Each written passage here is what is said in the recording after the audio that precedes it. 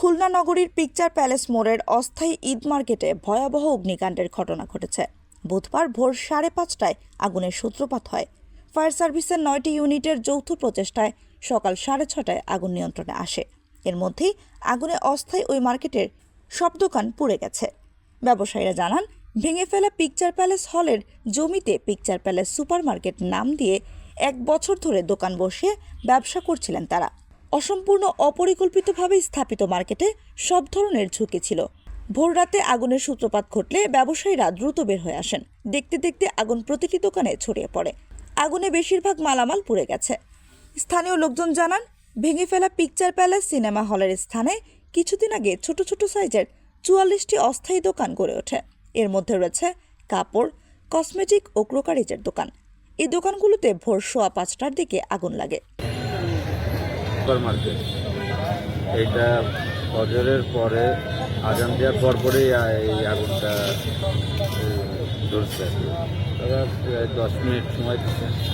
কেউ জামা নিয়ে পড়তেও পারছে, কেউ পড়তে পারেনি। সবার ক্যাশ, মোবাইল, অনেকের মোবাইল, ক্যাশ, জামা কাপড় সবই থেকে গেছে। তো যানটা নিয়ে বাইরেছে, আর কিছুই নেই আমাদের থেকে ধরছে। আগুনের তারের সাথে আমাদের উপরে ছিল ত্রিপলা আর টিন। আর আমাদের এই জায়গার যত দোকানগুলো ছিল সব হলো কাপড় আর হলো কসমেটিক্সের নেল পলিশ, কেমিক্যাল থাকে। এর কারণে আগুনটা খুব দ্রুত ছড়ায় গেছে। সব শুকনা জিনিস, এই জায়গায় কোনো ভেজা কোনো জিনিস। বিগত দিনে হল ছিল, হলটা ভাঙার পরে এটা আমরা অস্থায়ীভাবে ভাড়া নিয়ে আমরা মনে করেন দোকান করতেছিলাম। আর হচ্ছে যে আগুন মানে গতকাল পর্যন্ত ভালো ছিল। আগুন ভোরে আপনার সেহরি শেষ করার পরে আজানের কিছু সময়ের ভিতরে মানে হঠাৎ করে আমাদের এক দোকানে আগুন জ্বলে ওঠে। ঠিক আছে, এক দোকান বলতে যে গেটের সামনে, কালকে অবশ্য কারেন্টেরও ফেস ছিল না একটা। ঠিক আছে, ফেস না থাকার কারণে ওইখানে আগুন মানে জ্বলে ওঠে।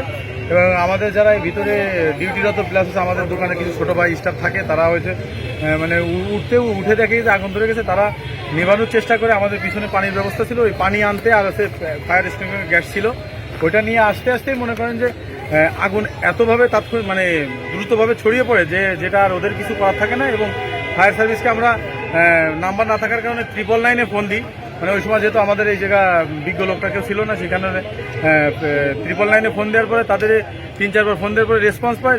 কিন্তু রেসপন্স পাওয়ার আগে যখন 2 বার ফোন দেওয়ার পরে না পাওয়ার কারণে আমাদের লোকজন রাস্তাতে থানায় যায় এবং থানা থেকে খুবই দ্রুত গতিতে আসে যে ফায়ার সার্ভিসকে ইনফর্ম করলে তারা দ্রুত গতিতে আসে।